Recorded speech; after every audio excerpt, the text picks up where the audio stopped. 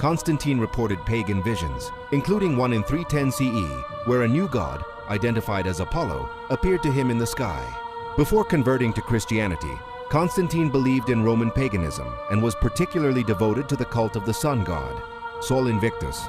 Emperor Constantine I called the First Council of Nicaea to address theological disputes that were dividing the Roman Empire. This theological statement was drafted to affirm the Orthodox view of Christ's divinity. Although the final version was established at the Council of Constantinople in 381 AD, the foundation was laid at Nicaea. The bishops formulated the Nicene Creed to formally state the Church's belief in the Trinity and the divine nature of Jesus.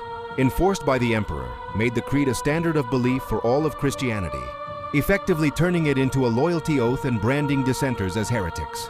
It set a unified date for the observance of Easter and created new laws for the Church.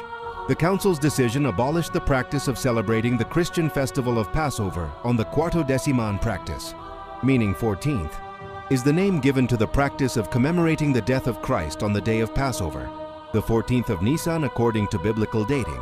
Early Christians celebrated the resurrection or Easter weekly on Sunday. By the 2nd century, many churches had developed an annual celebration called Pascha, which celebrated Jesus as the Passover lamb. As Christianity grew, there was a desire to create distinct Christian practices separate from Jewish ones. Easter was not originally called Easter in the early Christian church. The name comes from the Anglo-Saxon goddess Eostre, but the holiday was originally called Pascha, derived from the Hebrew word Pesach, Passover. Most non-English speaking countries still refer to the holiday using a form of Pascha.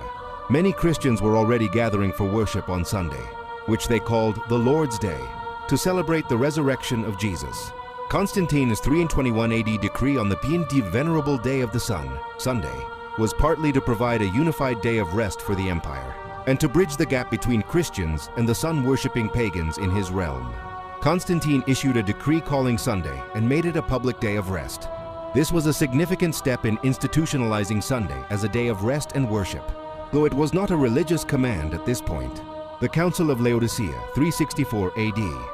This council of the Catholic Church formally banned the observance of the Sabbath, Saturday, and commanded Christians to rest on Sunday instead. The council explicitly stated that Christians should not Judaize, i.e., keep Jewish customs, and cursed those who continued to do so. Constantine, a person who never knew the set-apart ways of the Hebrew people. Constantine took away the laws of the Torah and created